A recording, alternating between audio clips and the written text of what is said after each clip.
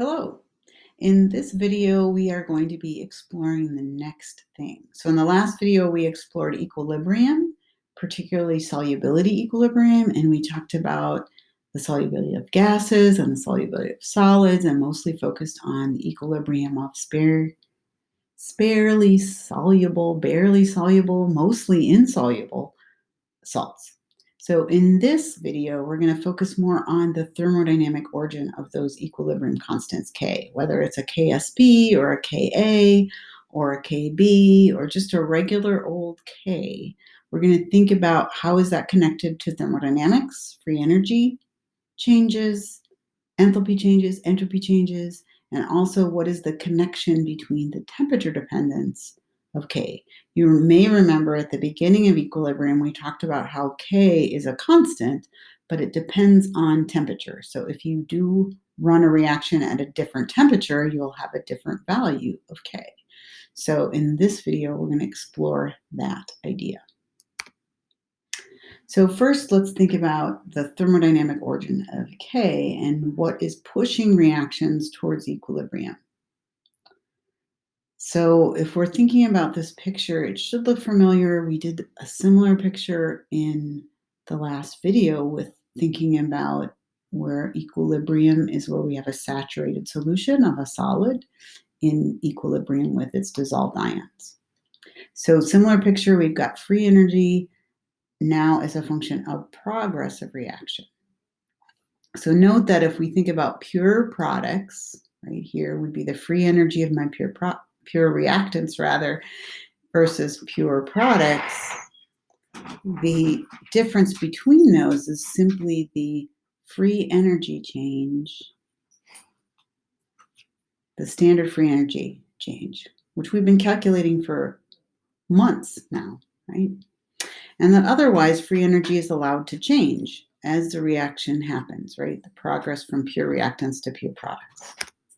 So if we're on this side of equilibrium, the reaction mixture contains more reactant than the equilibrium amount. So the free energy is negative, Q is less than K, and the reaction will proceed from reactants towards products until we get to the equilibrium composition.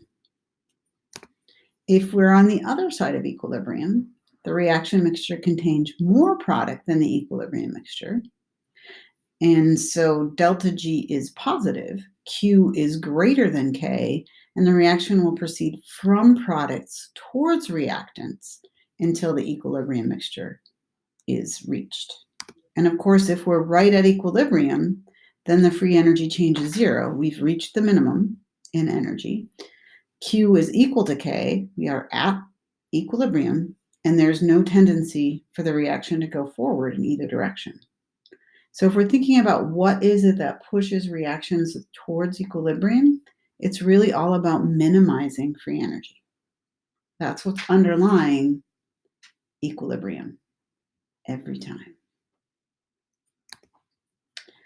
So let's think about this origin of equilibrium constants. Where do they come from?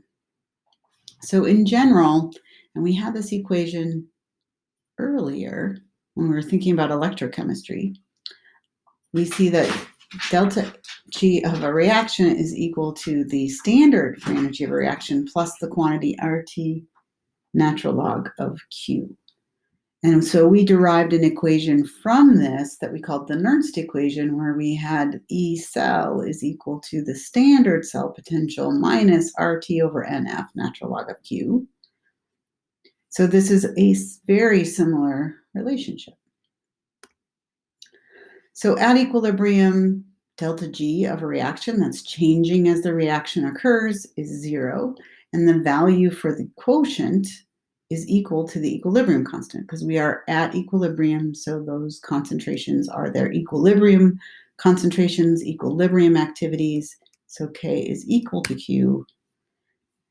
So if we put those into our overall general equation that relates things, we find that 0 equals delta G naught plus RT natural log of Q. We can rearrange that to this equation that we also have used in our analysis of cell potentials.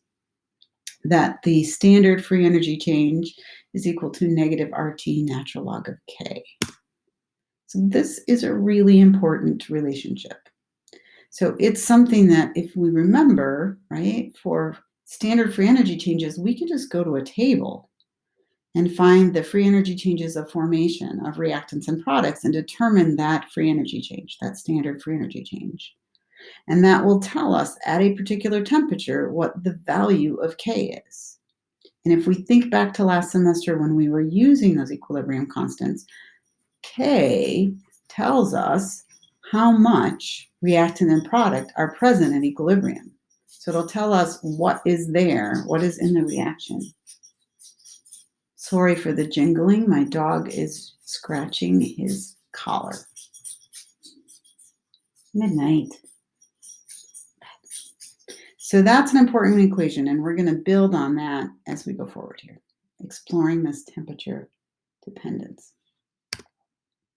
So the other thing we may remember from the previous unit, right, is that free energy, the standard free energy change, is connected to enthalpy and entropy, right? It depends on the enthalpy change and the entropy change for a reaction. So we've got standard free energy is equal to negative RT natural log of K, and we've got standard free energy is also equal to the enthalpy change minus T delta S, or the entropy change. So if we set these two equal to each other, these two relationships, and rearrange to get natural log of K by itself, we're going to divide through by negative RT. We get this equation. The natural log of K is equal to negative delta H over RT plus delta S over R.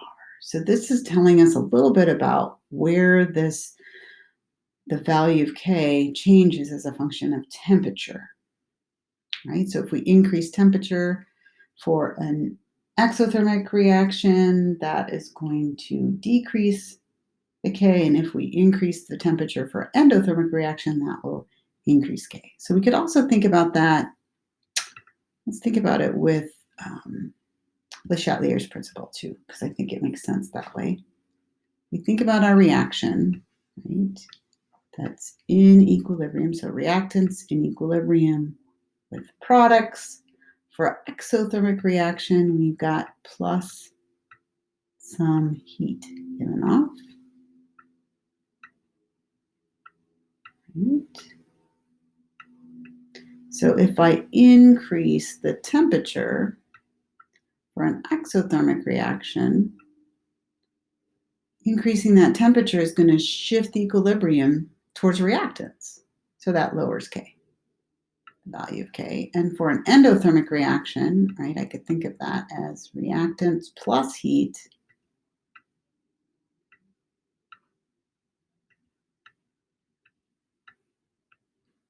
in equilibrium product. So if I increase the temperature here, increasing the temperature shifts towards product. Increasing the temperature for an endothermic reaction will actually increase the value of K. Put that back up there. Okay. So thinking about it from that Le Chatelier principle, we can also look at this and carefully put what we think is going on here, right? So natural log of K, what's changing is K and temperature. And we are assuming that the enthalpy change and the entropy change are constant over this temperature range. And we can prove whether or not that is true if we make a plot, right? So thinking about the plot we could make, so if we plot the natural log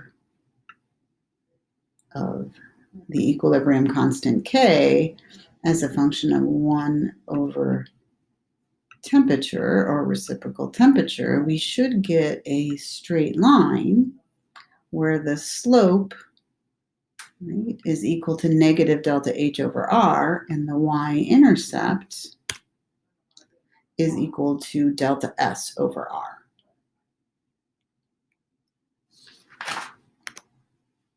So let's look at a specific example with this. So we've got this reaction that's in the textbook, 2 moles of carbon dioxide in equilibrium with 2 moles of carbon monoxide and a mole of oxygen gas. Right? So from the data collected, we can see how does the equilibrium constant change with temperature. So we've got natural log of K as a function of 1 over T. So I could just take this equation, right? That's a linear least squares fit analysis to the data. My y is natural log of K, so I'm just going to write it this way. Natural log of K is equal to negative 66662 times 1 over T, which is my x, plus 20.1. So from this example, and the fact that we've got a line here, that tells us that the enthalpy change and the entropy change are fairly constant over this temperature range. If we didn't get a straight line, then maybe they aren't so constant over that temperature range. But since we do get a straight line, we know that the slope from our previous slide should equal the negative of the enthalpy change divided by R. So we can put in the value for our slope. Note that the slope has the units of 1 over K, which is the same as K for Kelvin here in this case. And that is equal to negative delta H over R, which is 8.314 joules per mole Kelvin. So we can solve for delta H. We get that delta H is a positive 554.2 kilojoules per mole. Similarly, from the previous slide, we saw that the y-intercept, right, was just equal to the entropy change, delta S over R.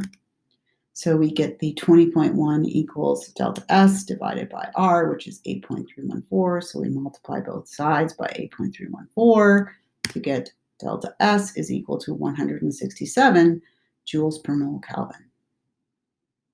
So guess where we're going with this? So if we could do this, right, if we could collect data, different values of K as a function of temperature, we could make a plot like this. So in this week's lab, that's exactly what we're going to do. We're going to explore an equilibrium reaction online, and that reaction is going to be a solubility reaction because that's the equilibrium we've been focusing on this week. So we're going to have a salt. We're going to look at how it dissolves as a function of temperature, and then we can make a plot. And from our plot, we'll be able to figure out what is the enthalpy and the entropy change for that reaction of a salt dissolving in water.